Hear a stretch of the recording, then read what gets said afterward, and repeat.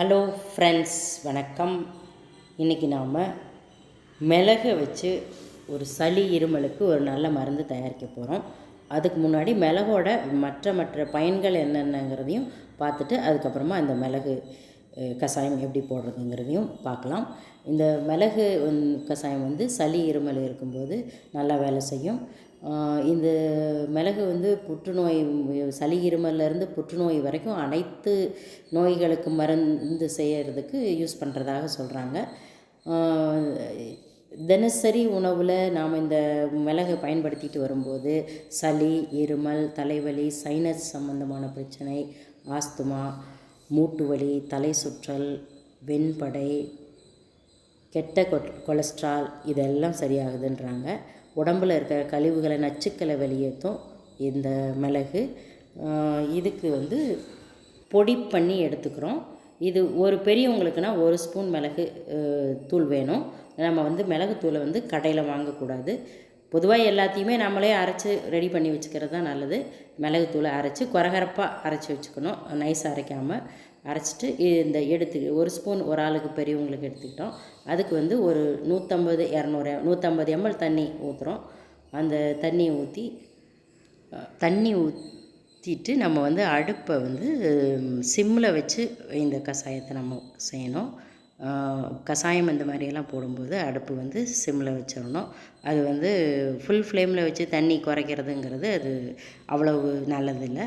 சிம்மில் வச்சு இந்த தண்ணி பாதியாக குறையிற வரைக்கும் நாம் காய்ச்சி எடுத்துக்கிறோம். இந்த கஷாயத்தை நாங்கள் ஒரு ஆளுக்கு 1 ஸ்பூன் அளவுக்கு யூஸ் பண்ணி குடிக்கிறோம். இது ஒரு 3 வேளை குடித்தோம்னாலே நல்ல ரிசல்ட் கிடைக்கிது. நாங்கள் ஒரு 10 வருஷமாக சளிக்கெல்லாம் டாக்டர்கிட்ட போகிறதில்ல. சளி இருமலுக்கு இதுதான் எங்களுக்கு மருந்து.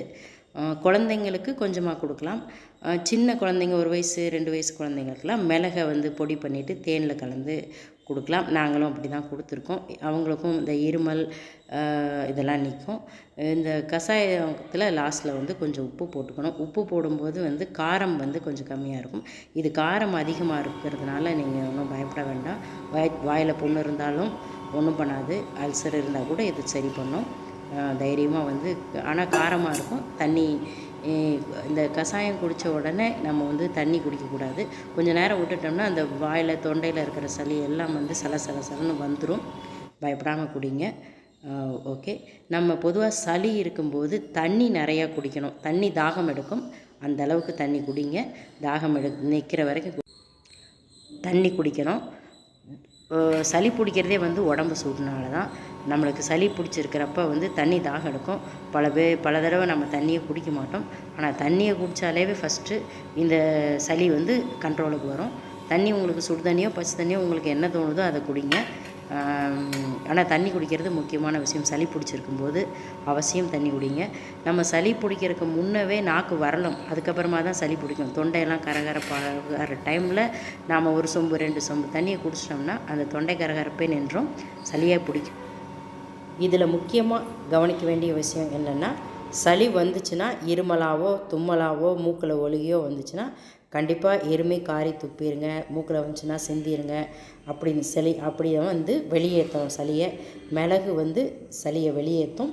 உள்ளுக்குள்ளே நம்ம உடம்புக்குள்ளே தேக்கி வைக்காது. அப்படி சளியை வெளியேற்றிட்டோம்னா தான் நம்மளுக்கு ஒரு 6 மாதம் வரைக்கும் சளி பிடிக்கிறதில்ல.